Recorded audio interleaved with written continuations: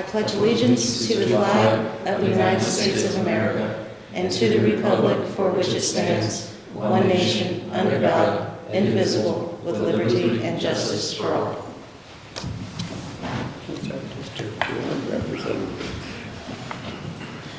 I hope they think he's running. Okay, we'll start off with roll call. Dan Rottinghouse. Here. John Estridge. Yep. Bridget Hayes, I'm here. Curtis Ward. Here.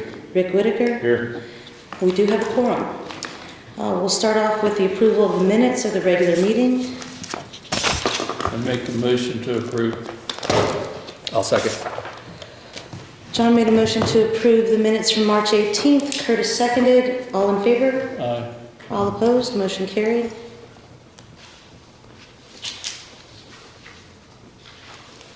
Next is the approval of claims and payroll. Make the motion. Claims is $220,231.12. Dan made a motion to approve the claims. Is there a second? Second. John seconded. All in favor? All opposed? Next is the payroll.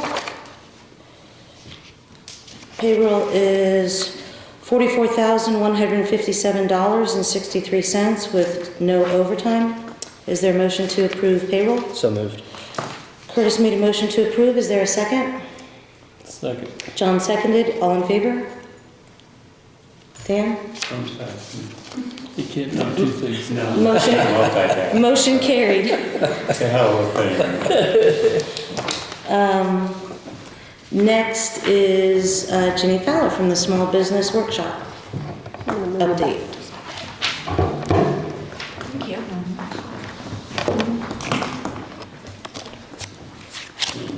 Hello, everybody. My name is Ginnie Faller, and I'm with the Indiana Small Business Development Center. And some of you remember me from a couple months ago when I was here and we were talking about one of the workshop series that we're going to do in Brookville. And I thought I'd come back and give you an update on what happened. So we had the full 3 workshop series. It was sponsored by Brookville Main Street and Brookville Redevelopment. The 3 workshops were on February 28th, March 6th, and March 13th. The first one was on how to make your business idea into a business. The second one was on how to make your side hustle into your mini hustle. And the last one was small business Q&A with some local people. We had them at the library. All 3 of the workshops were at the library, which I have to commend Brookville on the library facilities. They are fantastic. I go to a lot of places and they were really good. And we had them from 6 to 7:45 on 3 consecutive Wednesday nights. Snacks were provided and very much appreciated. It was very hospitable. I think everyone liked it. And the people who came, I wanted to show you some of the things that they got. They received guides. I have my notes in here, but guides to starting a business. This is what our guide looks like. It's very professionally done, and we used it as a workbook to work through. And they also all got these here books, which I brought one. If you would like to have one, you can have one of these too. I think I brought one last time. Anyway, as inspiration, the Indiana Economic Development Corporation puts these out. This is the second one they put out. We're planning on doing it every year. It highlights successful businesses across Indiana. Last year, which was the first time we had the yearbook, there was a Franklin County business in here that was Rural Business Entrepreneur of the Year. And yes, they were my client. And you're welcome to have this. You guys go through it. It's very inspirational. They also got some workbook pages and things that I do myself as I'm teaching workshops. I think that was something that was well received. So going into this, I want you to know I do a lot of workshops. Again, if you don't remember, I cover 6 counties, so a lot of southeastern Indiana towns. And normally I have these workshops, I get about 5 people. Sometimes less, 3, maybe as many as 7.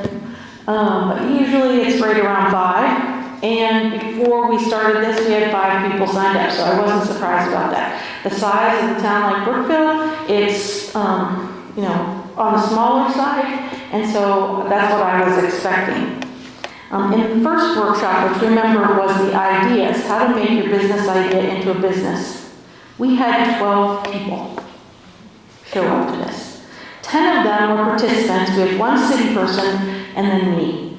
So there were 10 participants from Brookville that came to that first workshop. I was kind of blown away, actually. That was a very, very high number of people. The Main Street director kicked it off, and because of course they sponsored, and talked a little bit about Main Street. They learned about how to get a business started.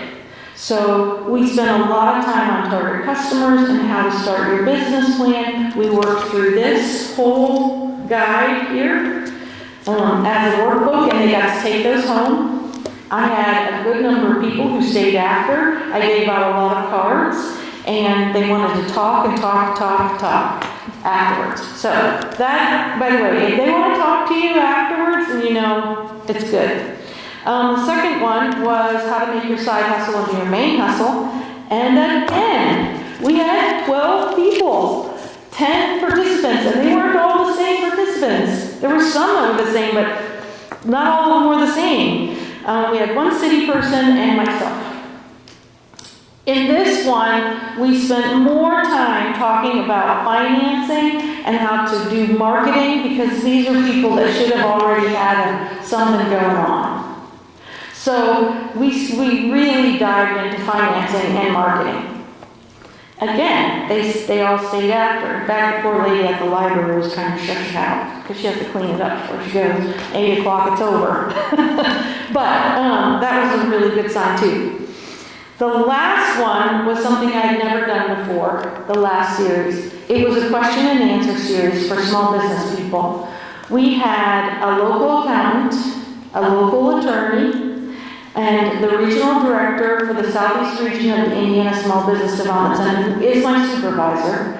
I was the MC. He also is an expert in restaurant management, brewery management, and generally things about small business, of course, being with the ISBC. We had 7 participants who showed up.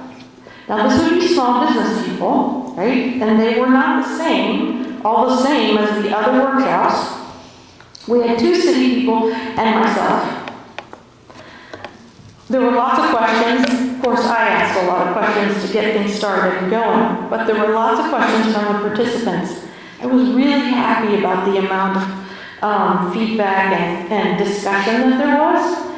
The local attorney and local accountant, and I'm going to say this is my boss, you can put that on the record, blew it out of the water. I thought that they were fantastic. I have done these things before in other communities with local people, and they were not as good as these people. They were really good. What I learned in that, because again, I haven't done this before, that style and that format, what I learned was I need to have those people, plus I need to have a banker and an insurance agent added to that group of people. Anyway, what I learned from the whole thing was that the people in Brookville are really open to this kind of learning and training. And I think that's why I'm here today. Is just to tell you, I felt like it was a huge success. I talked to my boss afterwards, of course, and he's from Columbus. He said the most people he can get at these workshops is 5 from Columbus.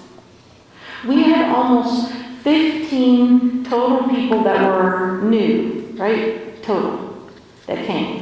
I had other communities who saw it posted on Facebook, and they asked me if they could have this same workshop series too, or talk to me about workshop series.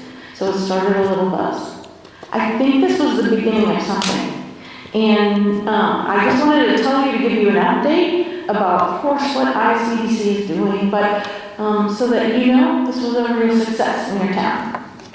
Thank you, by the way, very much for giving me the time to come in and give you an update as well as talk to you before, show you what's going on. If there's any time that you want to ask questions or you want to talk more about this, please contact me. I'm really open and willing to talk to you. And if you have any questions, feel free. It's going to be a late night, I think. So you have some time. I just want to say thank you, Ginny. I thought you did an amazing job. You're a great teacher, and I think the students that came learned a lot. So I just want to say thank you, and thanks for putting this idea in our community, and I hope that we just move forward and Yeah, I hope we can build on it. bigger and better things. Yes, Yeah. exactly. Thank you. Thank you. Thank you. Thank you. Thank you. Next is the Great Ohio Bicycle Adventure. So, I think it was the softball organization was contacted by the Great Ohio Bicycle Adventure, and they wanted to use the town park as a morning stop location on this bike ride. This would be in June, in the early morning. The 18th.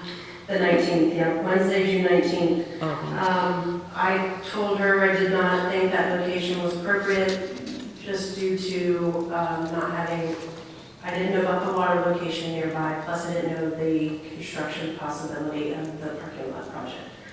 So I checked with Rocky and I checked with Mark Shires and asked if they could use the full parking lot and then maybe the restrooms and the shelter water up the old park by the playground. Both of them were open to the idea. Shires said that's okay as long as they don't block the firehouse so the trucks can get out. Rocky said he's fine with it as long as they clean up after themselves. But he did say that they will bring in some portalets the day before, and then they will be removed that same day. So they will have some extra restrooms. I asked her at the time about how long they would use that space. She said they should be coming in by 7 a.m. and gone by 10-ish. So in time for the pool to open and be out of the way of the parking area.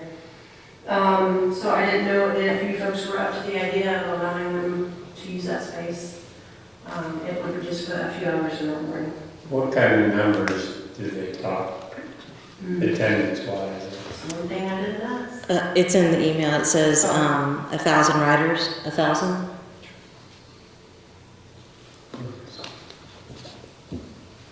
Another request. Another request. I mean, it sounds good to me. I don't see a reason to Do not. you need a motion? Yes, please. I'll make a motion that we allow this. John made a motion to allow the Great Ohio Bicycle Adventure on June 19th to come into the firehouse parking lot. Is there a second? Second. Dan seconded. All in favor? All opposed? Motion carried. And next is the FCN bank request. So Mr. Gruner from the bank had asked for some parking spaces on the back of Progress Street for their wellness bus for May 15th and May 16th, so Wednesday and Thursday. They want the last 3 parking spots reserved on the back of Progress Street. I think this is twice a year, right, Gina? I feel like, yeah, Yeah. and they just have one in the fall. Yeah, I think they have it twice a year. Any discussion or questions? Any motion to approve? I make a motion to approve. Curtis made a motion to approve the 3 parking spaces for FCN Bank on May 15th and May 16th. Is there a second? Second. John seconded. All in favor? All opposed? Motion carried. And next is Randolph Park. So I briefly talked to Rocky, and he thought that we needed more time. So do we need more time? I think John wants more time. Does anybody else? Is that good? I did print off one colored copy just of the overview of each, plus the quote to the back if somebody wants to take them and look over them. Or I can print out any copies if somebody needs paper copies too. I just didn't want to print them all out. Dan, Rick, do you guys want a table or do you want to vote? We can table the Rocky thing. He needs more time. No, Rocky doesn't need more time. The council members need more time. You don't? Yes, that's fine. Okay. I thought Rocky was waiting on another quote or something. That's what I think we do have them all. Oh, do we? No, for these, yeah, we He had said he them all. wanted more time to at the, Oh, I'm sorry, I misunderstood. I thought he said you needed more time. no, I thought Rocky said he was. yeah. Okay. That's what I thought Rocky said he needed more At the Eclipse time. meeting today, he said he needed more time. I apologize. Sorry. Okay, motion to table the Randolph Park playground equipment. I make that motion. Is I'll there, all in favor? All opposed? Next is the park signage quotes, which we do not have. No, he said the quote came in literally at 3 o'clock today, Okay. so he's just gonna push it off to the next meeting if that's fine. Perfect. Okay to table, everyone? Yes. Next is timekeeping software. So I found out another piece of information. I had emailed Keystone, our software provider that I do payroll with, and they said I will need a quote from them to write the specs, I guess from their software engineers, for whatever program that I choose. I talked to the lady and I thought that was kind of another quote. Great. So I asked her if there's any other cities or towns that currently upload whatever timekeeping software system they're using into Keystone, and she said the only one I can think of is Shelbyville. So I reached out to Shelbyville, and he said that they currently use NovaTime through Kronos. He said right now they're utilizing stationary time clocks, but in May they are switching over to the cloud-based. So I would like a little bit more time to just kind of research NovaTime. I'm thinking maybe that might save us some money on the Keystone end, because I already have the specs written, and it shouldn't cost a whole lot to get us set up. Maybe a one-time initiation fee or something. So if you guys are fine with that, and if you want me to look into anything else, let me know. Did Keystone say anything about them developing their own timekeeping software? So when Amy and I went to training, was that about a month ago, they're working really hard to get the utility software system cloud-based. So all that kind of key pay that we thought we were going to be able to do through Keystone has been put on the back burner, is what we were told. Like, So they're really pushing to get the utility software cloud-based, and then after that, I don't know if it'll be payroll yet, or it might be fund, so it depends on what they choose to do next, but I think they're trying to get with it. mm-hmm. Okay to table? Mhm. Next is Preserving Main Street grant drop request number 4. So this is our 4th draw request from the state. All of these are bills from Ratio Architects. We have 3 invoices, each totaling $4,000.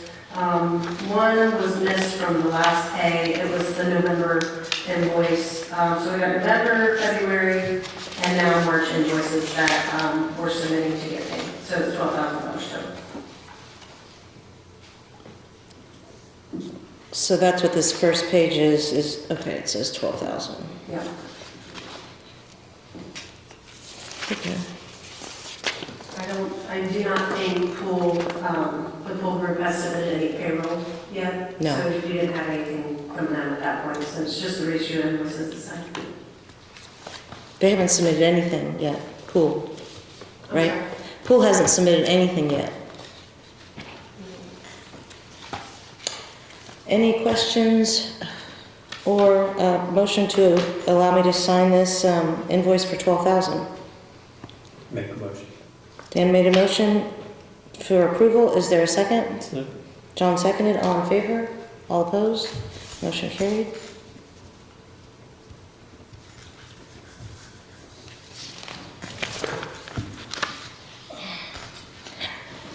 Next is Triad Engineering Pickleball Sports Complex. So I think this is the last meeting we discussed engaging an engineer just for the pickleball court design, so we can get some construction estimates. So Triad had sent an engineering services agreement for the design. Did you guys have a chance to look at that?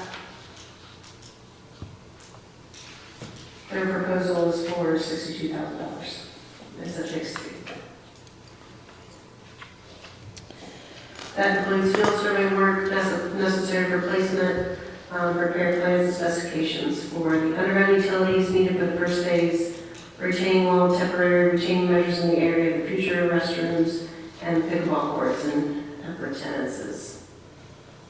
So on their original quote for what they considered phase 1, which was the 8 pickleball courts and the restroom, was for the soft costs, which is the engineering cost, was $108,455. So I think what we talked about last time, and maybe this time, is that we're just scaling the project down even farther so that we can utilize the money, the ARPA money, before the deadline, because I don't, unless the ready proposal comes through with a bunch of money, or they are able to raise a bunch of money that quickly, I don't think that we're gonna get up to 831,000, which was the estimate for all of phase 1, which is the pickleball courts and the restrooms. So if this is only 62,000 and we take their initial estimate for the construction of the pickleball courts, which was 542,000, then the total is about 600,000 for just the pickleball courts. It looks like.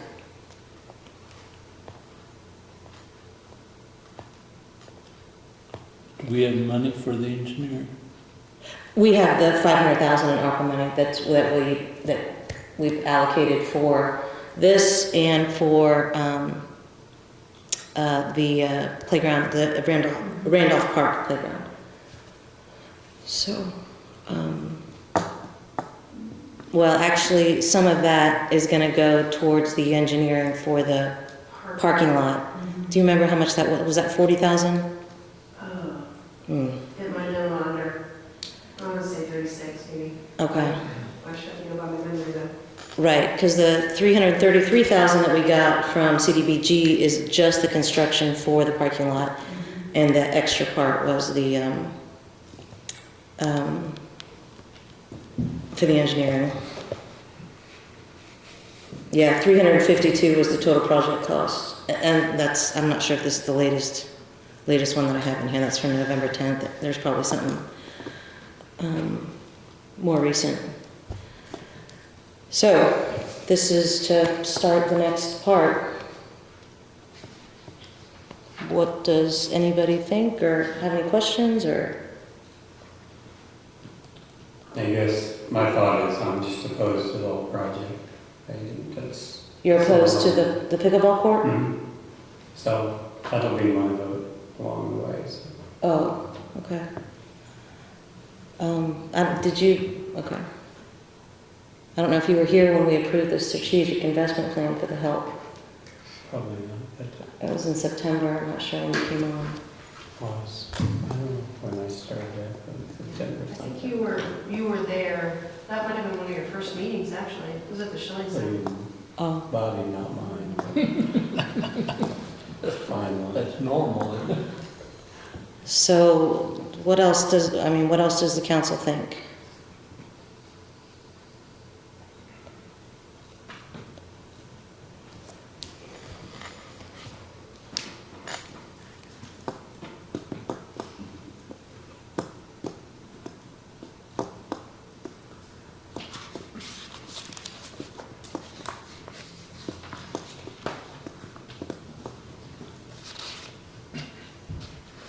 I mean, do you guys, I guess there's no vote, so we just move on? I felt like last time you agreed to engage an engineer for that, so that's what we did. So I feel like this is the next step. Yes. I mean, is Or there, I don't know, are you just looking for a motion, or? I mean, they Well, or try it. any submit an discussion. agreement. If somebody wants to move forward, try it, somebody could motion to do so, or if somebody thinks you should engage and get a quote from a different engineering firm. I could see, getting the second quote. 62 seems high. I mean, I'm just getting a little sticker shock from that. So maybe if we had a comparison to choose, I mean, like on the next agenda item, we've got 2 quotes for, a project at $8,000. I think that's a good idea. This is 62. and we only have one, so I think that's where I'm at. It's just, it seems a little high.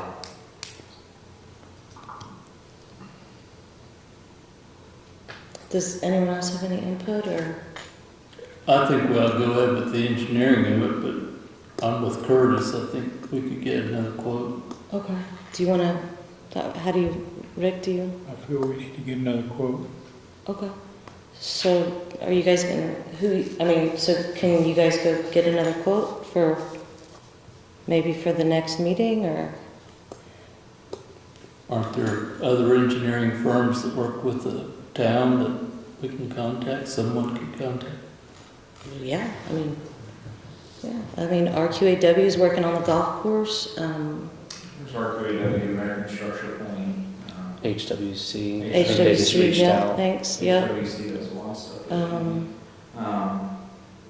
Yeah, I can share it with people if people have information with that.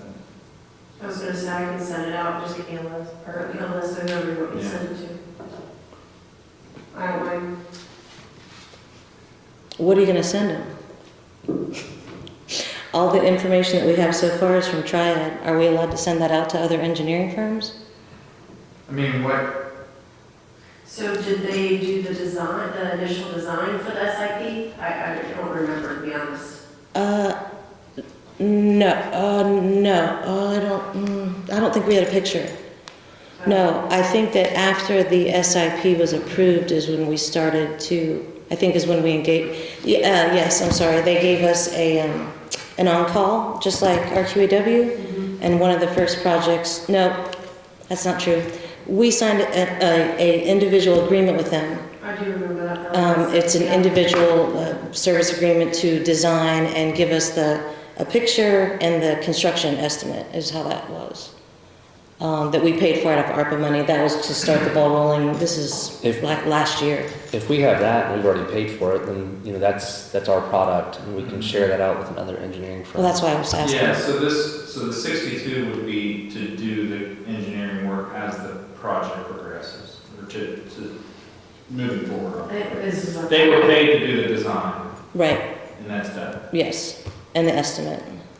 Maybe I don't understand, just completely. The project we're talking about now is not nearly the project that we started with bathrooms and this and that and all the other. We've reduced that basically in half, the way it sounds like. So, should we not understand what we want before we start getting engineering quotes and those kind of things? We don't know about the financing. We got money here and there. But I just, I don't want to get ahead of ourselves.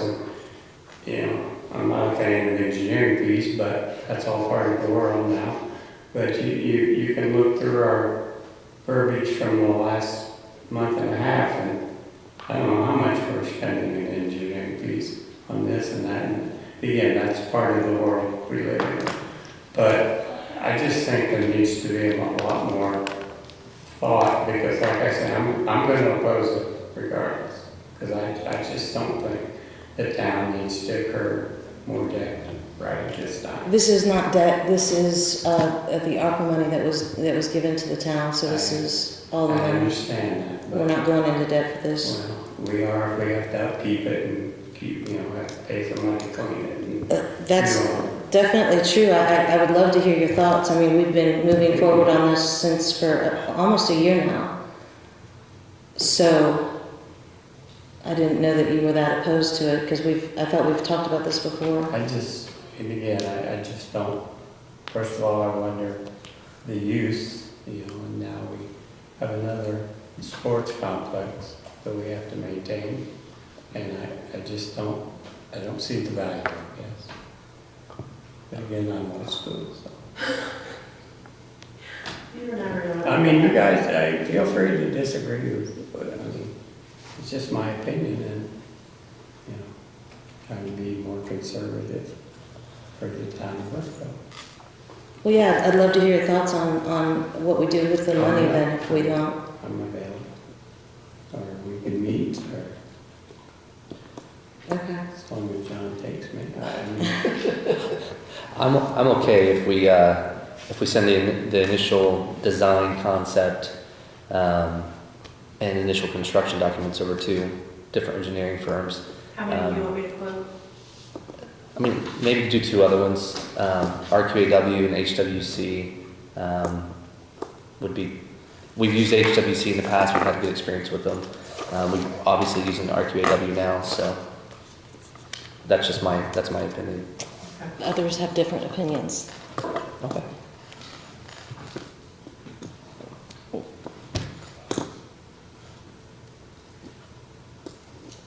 I can send, if Andy- anybody wants to email me, and then I can send them to whoever anybody wants me to. Andy, do you have any other engineering suggestions? American Structure Point. American Structure Point? American Structure Point, I know has done a lot of work for the city of Lawrenceburg. MS Consultants is who we're using at the sewer plant in Lawrenceburg currently. So Send them to all of them that's our for white. all I care. I mean, if anybody wants to respond, let them, if you have 5 different engineering firms and, some of them come back. So do we have to do like a request for a quote, like a formal thing, or can it just be an email? Services, so you can just send them out to people and say. Send an hey, email out that says, hey, quote this? Yeah, Yeah. I mean, I'd probably throw in there, if you can put one together in time for us to review at our next meeting on the 15th. Does the initial design have 8 pickleball courts in it? Oh, yeah. Does it? Oh, yeah. It has the pickleball, it's got that bocce ball, it's got a tennis court, because it covers the whole area to include the salt dome. Okay. Is what the whole goal was, is to have Yeah. a big concept that we could work from and Good. kind of change At around. least they'll be all working on the same. Yeah. There's no free money. Well, we'll have to, Gina, we'll definitely have to scale it to just the 8 pickleball courts. Okay. Not the whole thing for now. Just kidding. I'd make a motion to have Gina, on behalf of council, send the concept that was created by Triad previously to as many engineering firms as she sees fit. Just Maybe you can get you 8 of them, 10 of them, 5 of them, 2 of them, at least 2. Just the picture. Just the picture, not the estimate. Right. Right. I second that, whatever Kurt said. All in favor?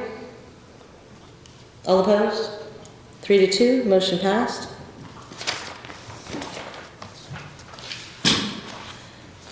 Next is clubhouse deck quotes.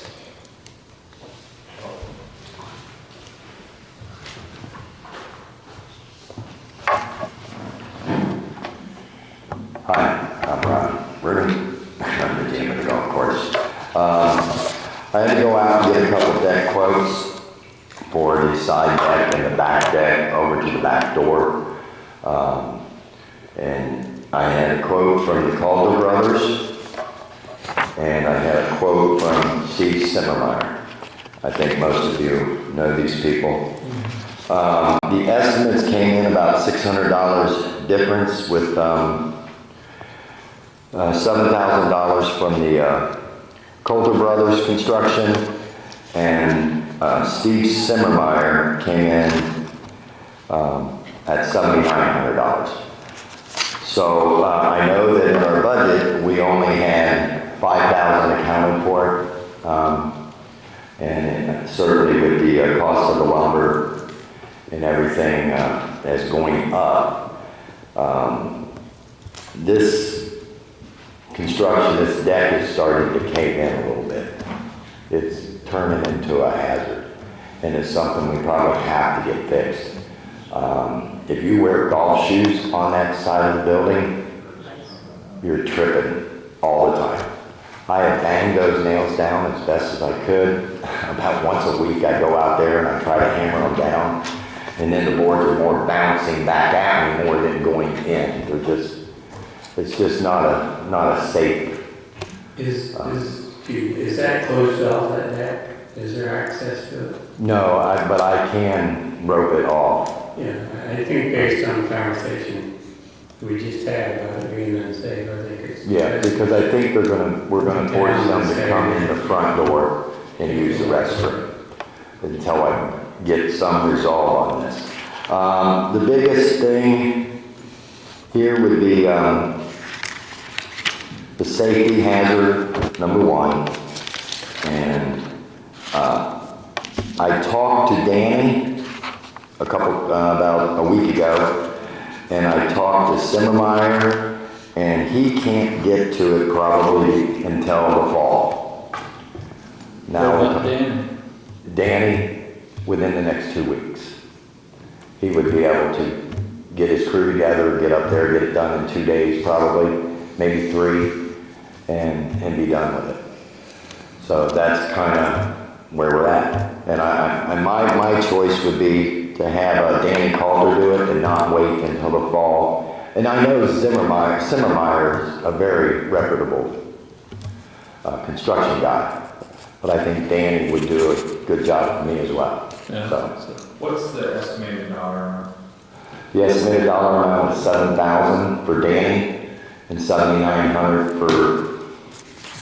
for S&S Builders, Simmermeyer. Gina, can we get the extra 2,000?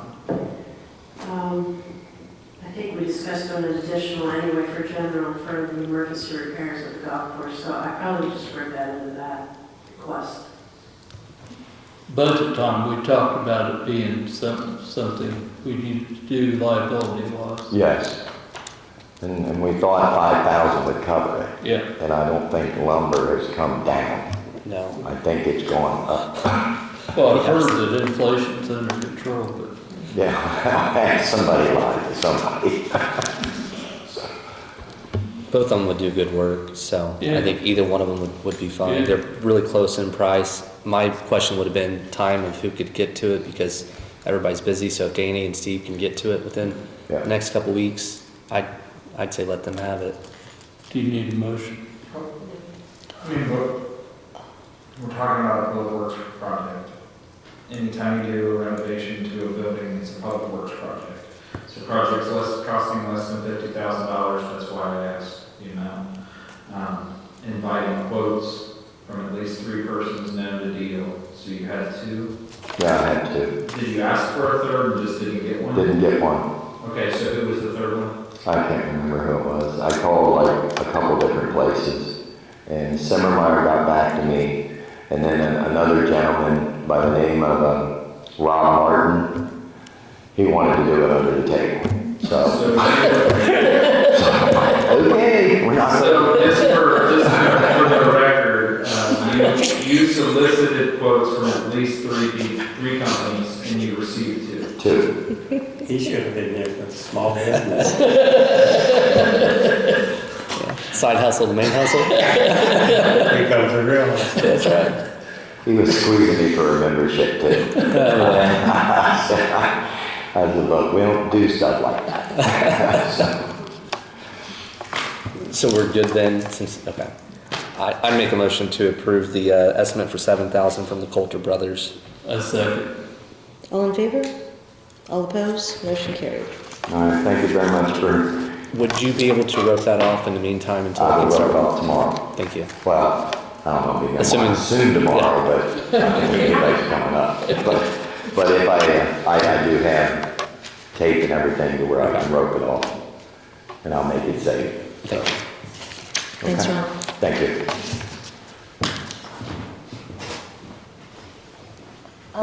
Next, I guess we have to talk about DORA. Oh, sorry. Does anybody have anything else? Well, just not answering the question, but the comment of this.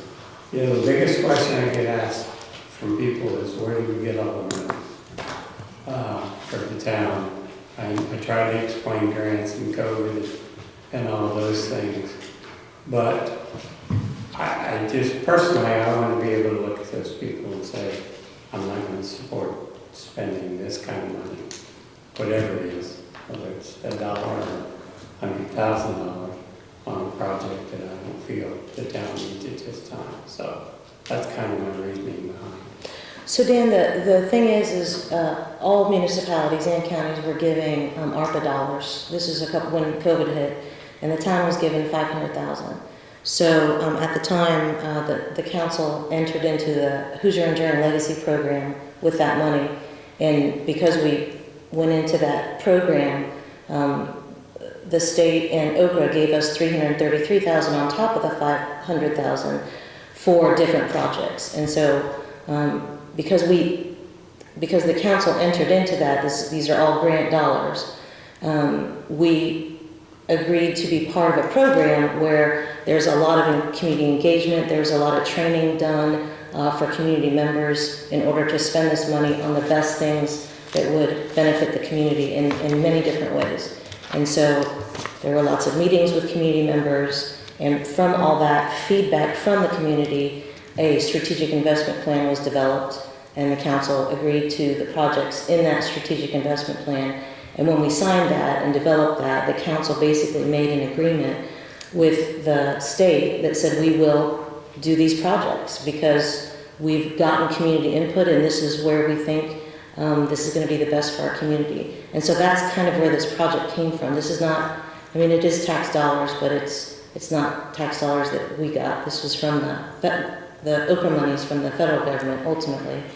But we promised to be a part of this program. So if we don't do that, I mean, so that's why I said, you know, if you have any ideas about other projects, I mean, we've pretty much already agreed to these projects.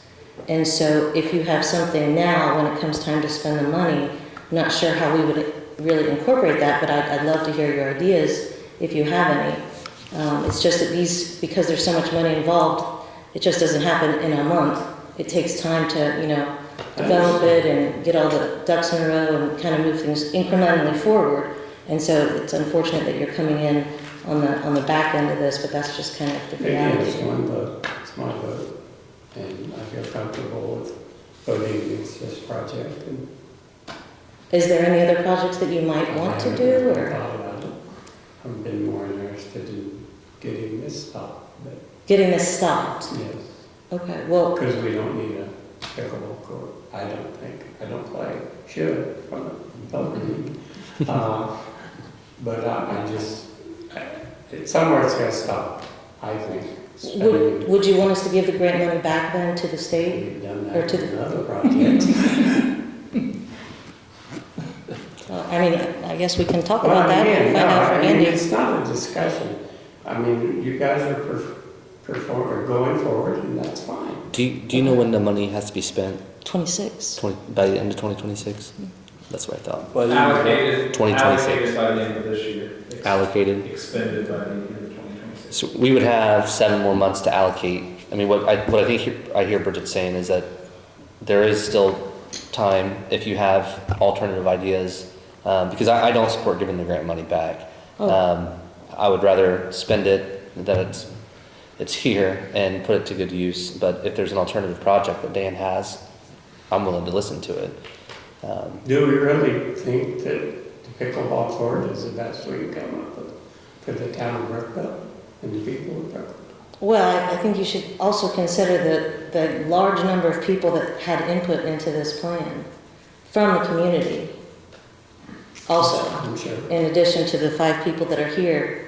And that was the whole goal of that program, is to get those ideas, you know, from the grassroots instead of just 5 people sitting up here making decisions on where all this money goes. You know, really get input from the community. Well, again, I realize I'm one vote, but had I been present when all this was done, I don't think I was, I would have voted no then too. So nothing has changed in my mind as far as the way we, in Brookville, a town of 2,600 people, spend their money. Yeah, I think there's better uses for it. I don't have anything right, but again, that's an opinion, and until I'm voted off here in a bit, I'll keep my opinion. Okay. So I'm sorry if it disrupts, but No, that's fine. Does anybody have anything else? Can you send the SIPs out to the council again? Because I know Rick wasn't here, and Dan may not have seen it. I don't remember seeing. Yeah, I can That was send it out. before him. And then So do we if- have if the you- if- compilation of the community feedback that also went into developing the SIP? That's John Palmer. Palmer that would have all that stuff. If you go onto SharePoint into the folder called Projects, you'll find all of the information about the help program and the SIP and the Franklin County data book that gives all the information about everything. But the SIP is in that folder, so you can find it on your iPads. Because it's a big, it's As long as they're part of that group, you have to make sure they're added, I think, is what Ramsey told me. I'll make sure, but Make sure they're I'm added. pretty sure they are, but I'll make sure they add. Okay, anything else? Because I think Andy wants to, or, I mean, There's some decisions that will need to be made as far as DORA goes. There's no set, the statute doesn't set hours for your DORA. It just says it can't be different than what your bar hours are. So Lawrenceburg's DORA ordinance just references the statute that deals with bar hours, which is 7 a.m. to 3 a.m. Batesville's is noon to midnight. So you know, if you go to Batesville any day of the week, their DORA is open from noon until midnight. So if you're walking around the DORA at 12:01 a.m., you would be in violation of that ordinance. I'm not expecting any decisions tonight because it's just something to think about. We need to figure out, like I said, hours, and then there's no set penalties by statute either. My suggestion would just be to include in the ordinance that a violation either by a retailer or by an individual would be a Class C infraction, which is up to a $500 fine. Doesn't mean it will be a $500 fine, but it's up to $500 fine. If you wanted to, you could go all the way up to a Class A infraction, which is up to $10,000. There is one lower, that's a D, which is up to $25, or which is, yeah, up to $25. But I think Batesville did the C also, 500, up to 500. What else was there? So special cups, so the things that are required to be in the ordinance, let's just start there. Map of the refreshment area in sufficient detail to identify the refreshment area's boundaries, so that's one thing too. We'll need to finalize the boundary. I think everybody has a good idea of what the boundary will be. I just need to know what that finalized boundary is. Boundaries of the refreshment area by street address, locations of the proposed designated permittees and vendors within the refreshment area. I know Bridget said she talked to some more people this week, Pioneer, and I can't remember the other one you said. yeah, we have a few of their applications already. Yeah, Not everybody. so if somebody can just compile that for me and send it to me, here's all the people that we've got on board, so that can be put in there. Yep. A statement that the refreshment area is consistent with the municipality's zoning ordinance. Now, I know it's different here because you use the county zoning ordinance, so someone is going to need to talk to the county and say, hey, if we set up this designated outdoor refreshment area, is that going to have any issues zoning wise? Because we have to put that in there. Let's see.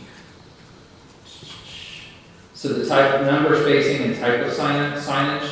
So we'll need to come up with, like, I mean, Batesville actually says that they're going to design a logo and their logos, and that's what, you know, Lawrenceburg's done. I think did I send you guys everything I got from Lawrenceburg? I think they had their sign in there Yeah. and everything like that. So your sign is what you're going to put up. Now entering the DORA, now leaving the DORA. I would suggest if you get hours like Batesville's where it's noon to midnight, I would suggest putting on now entering the designated outdoor refreshment area. How big are these signs? They're not very big. I mean, they're putting them on their lamp posts in Lawrenceburg. They're not. Are these on state highways? Because if here, we're gonna have to get permission. Right. And They Lawrenceburg would is, be in Lawrenceburg. Yeah. It's 50, it's not all the way out to 50, it's just all downtown. And we haven't done one yet in Rising Sun. Yeah, we'll have, We could run into it in Rising Sun too with 56, but we haven't done one yet. yeah, we'll have to do that when we. Yeah. get around. Is there, I didn't look at Batesville's map, I was just kind of looking at their ordinance. Let me see. Dates and hours of operation of the refreshment area, which we talked about. So the special classes are not actually required, but you can. So the ordinance may include, these are not requirements, but you may include postings of signs by retail and businesses within the area stating whether or not the business is participating in the area and whether an individual may enter with an open container. So the businesses reserve the right to say, no, I don't want you to bring that beer in here, or I don't want you to bring that drink in here. You can require permittees and vendors to only use non-breakable plastic bottles, plastic cups, or paper cups for alcoholic beverages consumed in the area. You can require that they have special glasses, and then providing a safety plan or a sanitation plan for the refreshment area. So Main Street has come up with this as the stickers that are wanting to put on each business for whether you're allowed to enter or that's where the DORA drinks are sold. These are their ideas for no outside. For the signs, it'd be red on one side, green on the other. You can enter here, or no, you're entering and exiting. So this is what they've come up with so far to add to the packet. And from my understanding, we don't need these sign, decisions for the ordinance itself. No. So, Okay. so what actually gets submitted to the Alcohol and Tobacco Commission is the application for approval of the refreshment area. And admittedly, I have not looked to see what their application actually entails, so it may say that you have to submit your sign. No, I meant the ordinance, because just the ordinance, for the five of us to approve the ordinance.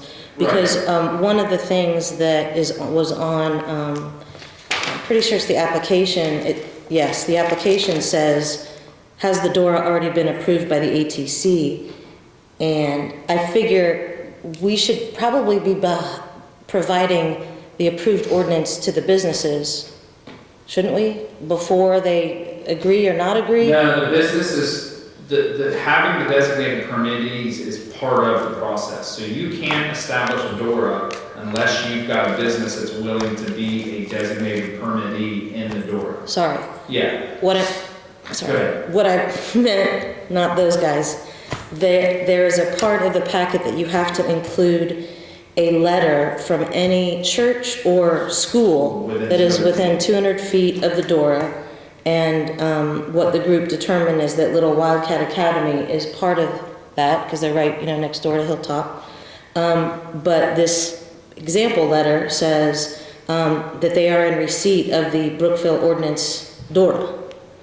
So we need the ordinance before they agree to it, even though Kelly has already signed this. I read this a little closer. I was like, wait a second, we owe her that ordinance first, and we haven't even signed it yet.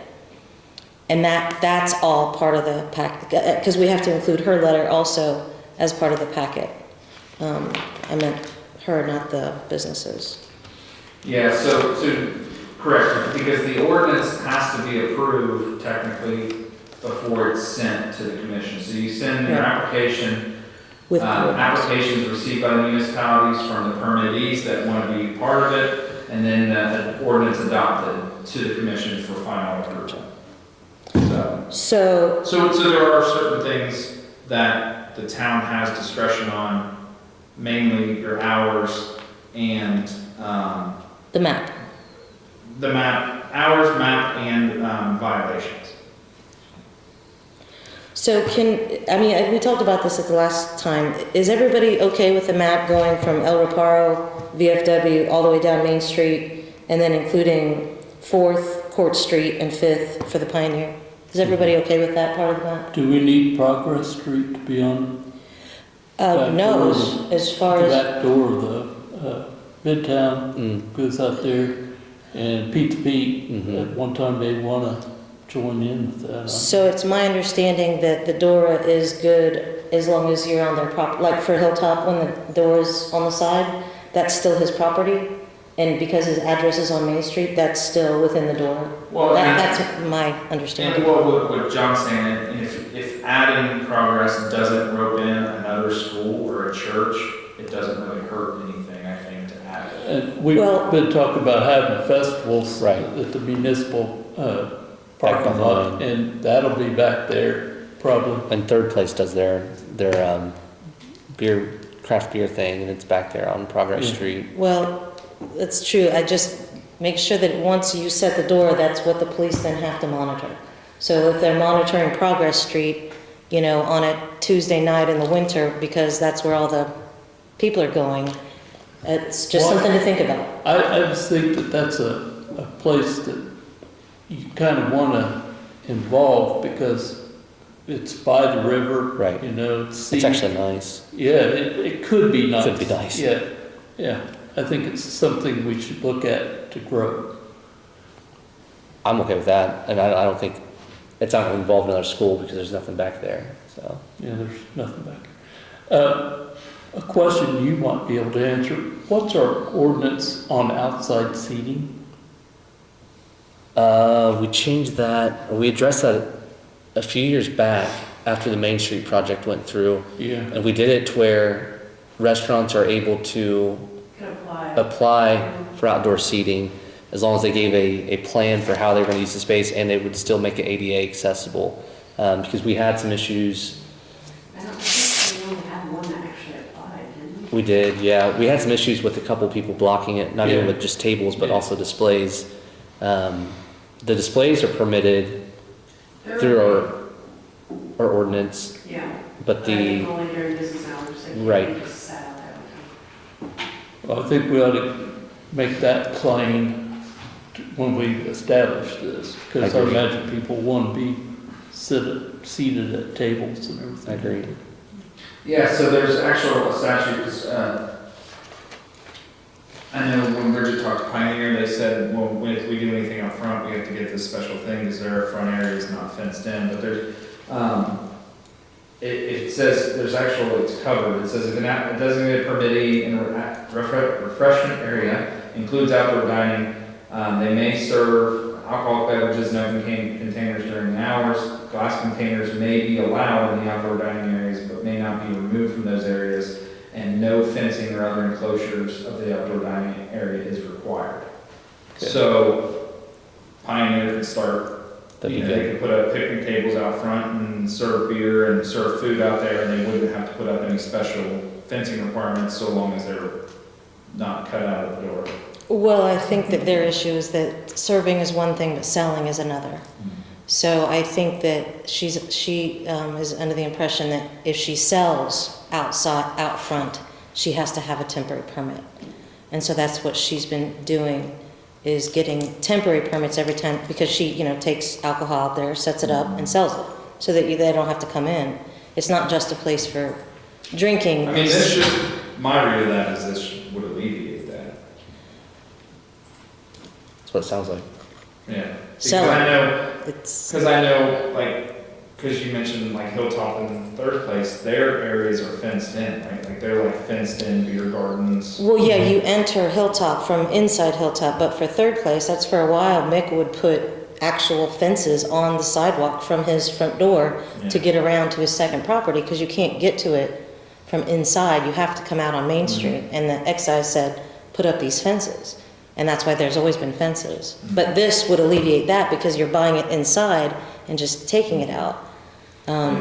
But I don't think it would work for the Pioneer, because she's actually selling it outside but I guess the rules are different for different people, because the Legion, we sell beer on our property, it's all our property, the permit extends to the entire property. But I guess nonprofits are treated differently than commercial businesses. It could be Dawn's interpretation of Right. that too. Oh, no, she's being made.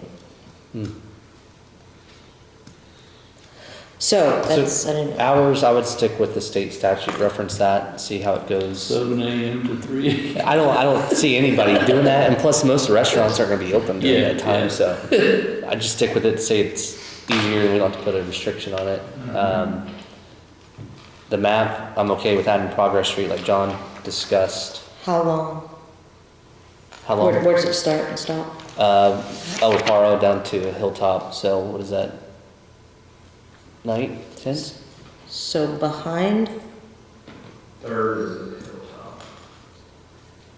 You're talking about Progress Street. I'm talking about Progress. Oh, Progress Street, I would stop it at the VFW. I would think, the rest of this is residential north of the VFW. I'd say the VFW down to George's, 4th Street. Well, this is back behind all these buildings? No, 4th Street. I know. I'm sorry, that's Fifth way down Street. here. That's way down That's here. George's. Yeah, because Pizza Pete and I mean, that's, Midtown is right there, and there's a little walking path that goes between there. So I would say that if you did Progress Street, it would encompass everything from 5th Street to I think this whole parking lot is private property though. where? This whole thing. Where the gravel starts. You know where the alley is? Where If you Right. take a left instead of a right to get out, Yeah, that left, I thought that's all private property back there. That's why this thing stops here and here.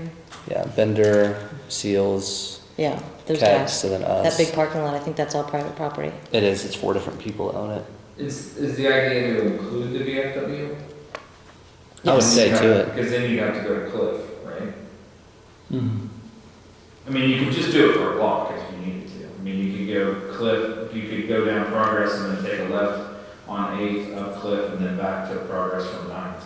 And then you kind of. I don't think we need to do that. I mean, the only, people are just outside the front in the VFW. They would only go on 8th Street. They don't go around to Cliff Street or Right. anything. Because there's a big retaining wall there.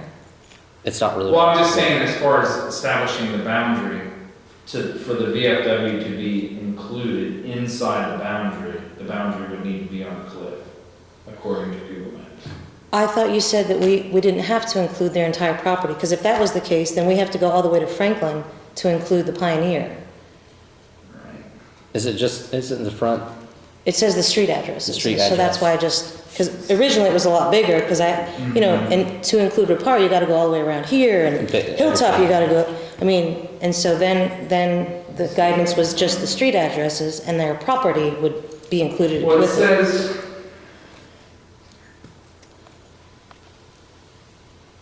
map of the refreshment area in sufficient detail to identify the refreshment area's boundaries.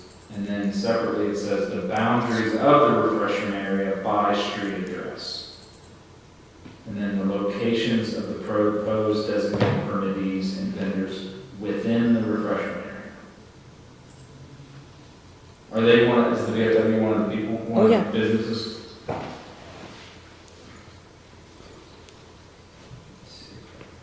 People are gonna be in shape walking up those hills.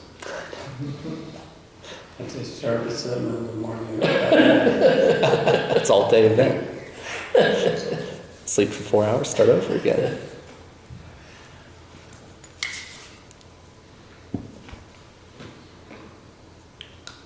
I say we just make Brookville alcohol free Total, total.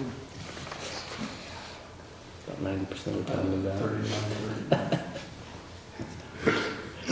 We have a revolt.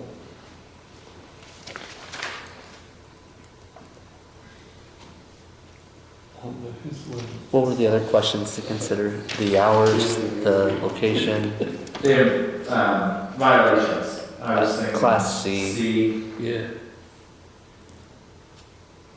I think D's too little, and obviously A and B seem a little excessive. a little excessive.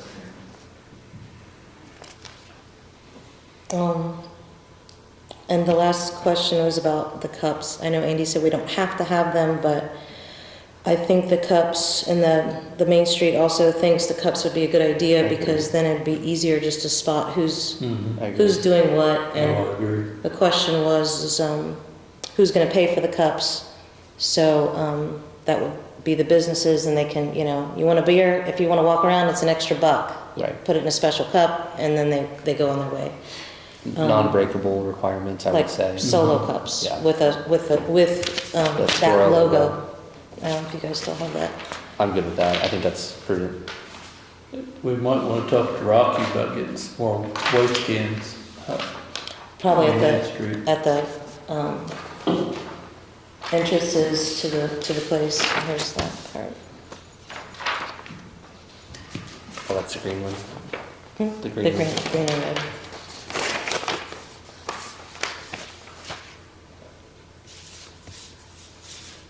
So then, can do we need to talk about the infractions, or what the dollar amount is? You said up to 500. Do we need to specify? No, it's just, so if it gives you leeway, if heaven forbid, I did have to file something against an ordinance violation against someone, judge, it's their first offense, the town's fine with a $100 fine. Oh, Or we would do it as we go. Judge, it's their Okay. third offense, you know, we'd like the maximum 500, you know. I see. It gives some wiggle room. Thank you. Sorry. Go ahead. No, What I was gonna say, if we know where we want it to be, can we just have Andy research how it needs to be written? If it needs to be to Franklin at the property lines, we can have it that way, but basically we're going from El Reparo down to Hilltop with Pioneer involved, VFW included, and then the backside of Progress Street from VFW to 5th Street. To 5th Street. That's way down here, remember? This is the private property? Yeah, it's still, I don't know that you're gonna get a good address. I think just for the simplicity of it, if Progress Street stops here, which it does, then I don't know that there's a end mark right there, or just the end of Progress Street prior to 5th Street. We'll look. Because it's past the alley. Because Midtown's past the alley, right? Or is it before the alley? It's before It's the alley. before. Then Pizza Pete is at the alley. Pizza at the alley. Yeah. You could go So, to the alley, I'm okay with that. Progress to I was alley. thinking Midtown was one past the alley. No. No. Okay, then stop on it the at other the side. alley, the unnamed alley at the end of Progress Street, or Yeah, that'd be okay too. then they could just go down the alley right looking at the there. way other people's maps are drawn, and again, there's not a ton of them in the state yet, the boundaries are going around the businesses. So like, if it were to be, that would mean down 8th, up Cliff, and then you could go back down 9th, and to just get around the VFW. That is a lot of ground to cover, to monitor. But hey, if that's what we have to do. Well, but you're not adding a new designated permittee by doing that. You're just moving the boundary to ensure that the designated permittee is fully located within the boundary. I mean, it makes sense. Well, that also means that people can walk on Cliff Street with alcohol and behind into that alley, behind Pizza Pete with alcohol. It's just a lot of places that people can now have alcohol that they haven't in dark areas that aren't lit, that aren't traveled well. And it's just a lot more area to cover, that's all. But if we have to do that, then we have to do that. I just thought just putting it their address and having their property, and wherever their address is, would be sufficient. It certainly be a lot easier to monitor that way.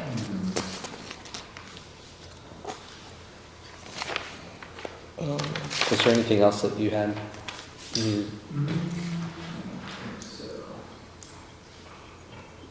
So you said yes on special cups? Yes. Non-breakable? Because that was an option, right? Okay.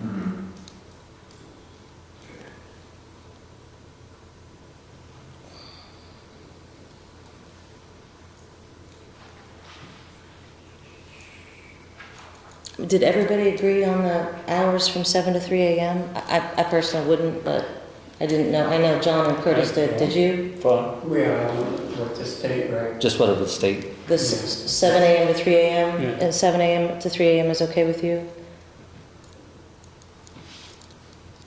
It doesn't matter. There's three of them that said it. I just, again, it's a lot of hours to be monitoring are people. all the bars open those hours? No. No.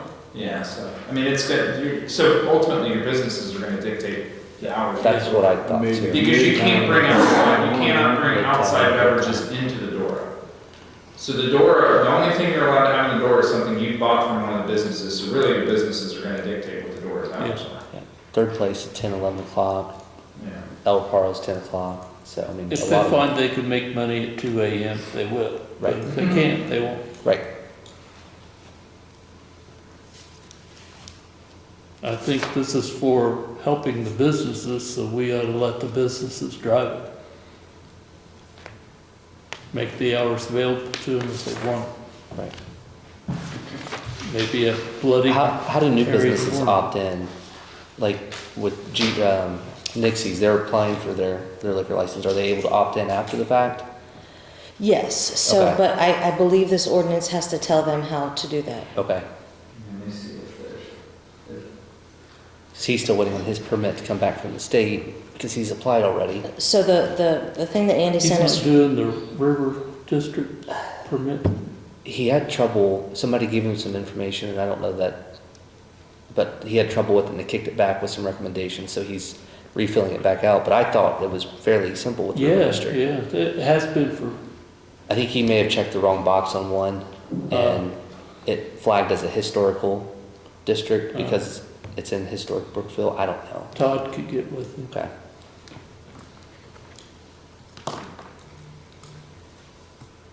But I think that'd be great for him too. I mean, Yeah, so the thing that Andy sent us from Lawrenceburg, the city had their own form that new businesses filled out that said, I want to be a part of DORA. And then Okay.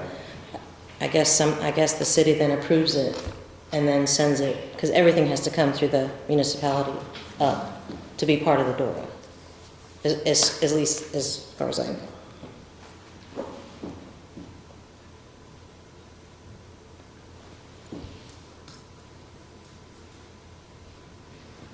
speaking of Kurt, is the community crossings, are they doing a sidewalk in front of his, like on the corner of 6th Street and that 6th and Church Street?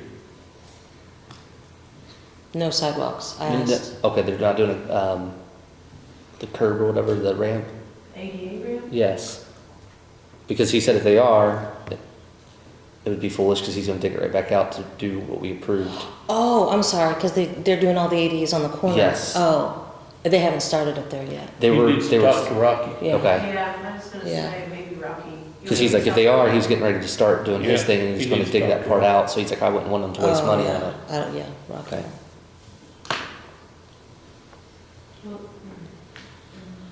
And then on the subject of the community crossings, ADA ramps, I've had several people reach out asking if we still are doing the sidewalk replacement because some of them now, seeing how nice the curbs or the ramps look, want to replace that. So I don't know if we could maybe put it out on Facebook again if that's still available. I think it is. We Oh, yeah. still have money in it, don't we, Chief? Let me double check. The year just started, Might Gina. need it for something else.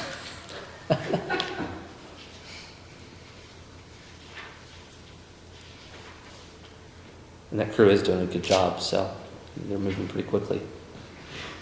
I'm gonna just write that in improvements, I should probably look that up.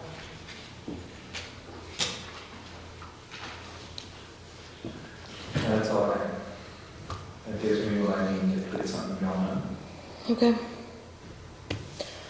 Last but not least, we do have the 12 applications for the town manager.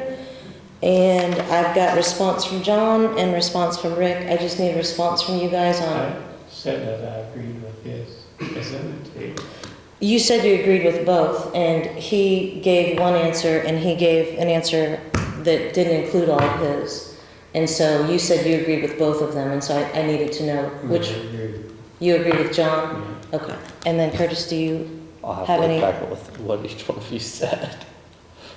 Okay. If you could get that, I don't want to move forward without everybody's input, and if you just want to abstain, that's fine too. I want to make sure everybody's included, or, No, I'll look at it again. okay, great, thanks. I guess that's it, unless, John, you have any updates for the new town hall building? No, not yet. We ever hear from Brenda? Yeah, we were just waiting on that last question from Brenda, and I followed up with her again, and I think you followed up with her again, so. Can you reach out there? Who was gonna, check with the county about the zoning stuff for DORA? I can. Okay, that's fine. Because we just have to put in there that there's no issue with zoning. And has anyone gotten any feedback on getting a replacement for Paul Monster for the HPC? I have none. I just want to keep that in everybody's forefront of your minds. If you can, reach out to your friends and see if you can find someone to sit on that board, that would be very helpful. And that's all I have. Is there anything else to come before the board? Seeing none, is there a motion to adjourn? Yep. I make that motion. John made a Second. motion to adjourn. Curtis seconded. All in favor? All opposed? Motion carried. Meeting's adjourned. Thank you all for coming.